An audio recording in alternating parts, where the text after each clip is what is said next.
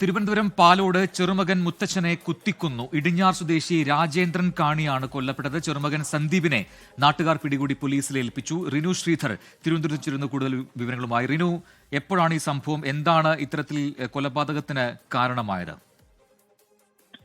ഇന്ന് വൈകുന്നേരം 5:30 ഇടിഞ്ഞാർ സ്വദേശി രാജേന്ദ്രൻ കാണി കുത്തി പരിക്കേൽപ്പിക്കുന്ന ചെറുമകനാണ് കുത്തിയത്. ചെറുമകൻ സന്ദീപാണ്. അദ്ദേഹം ലഹരിക്ക് അടിമയെന്നാണ് പോലീസ് പറയുന്നത്. ഒപ്പം പാലോട് പോലീസിലെ റൌഡി ലിസ്റ്റിൽപ്പെട്ട ആൾ കൂടിയാണ് സന്ദീപ്. മുത്തശ്ശനാണ്, ഈ സന്ദീപിന്റെ മുത്തശ്ശനാണ് കൊല്ലപ്പെട്ട രാജേന്ദ്രൻ കാണി. ഇവർ തമ്മിൽ പിണങ്ങി ഈ ഇടിഞ്ഞാറിലെ തന്നെ ഒരു കടമുറിയിൽ വാടകയ്ക്ക് താമസിക്കുകയാണ് ഈ രാജേന്ദ്രൻ. വൈകുന്നേരത്തോടു കൂടി രാജേന്ദ്രൻ കാണി ആ ഇടിഞ്ഞാർ ജംഗ്ഷനിലെ ഒരു ക്ഷേത്രത്തിലെ പൂജാരി കൂടിയാണ്. അവിടെ എത്തി ഇയാളുമായി വാക്കുതർക്കത്തിൽ ഏർപ്പെടുന്നു. തുടർന്ന് കുത്തി പരിക്കേൽപ്പിച്ചു എന്നുള്ളതാണ്. ആശുപത്രിയിൽ എത്തിക്കുമ്പോഴേക്കും ഇദ്ദേഹം മരിച്ചു എന്നുള്ള വിവരമാണ് പോലീസിൽ നിന്ന് ലഭിക്കുന്നത്. ഈ രാജേന്ദ്രൻ കാണി സന്ദീപിന്റെ അമ്മുമ്മയുടെ രണ്ടാം ഭർത്താവാണ്.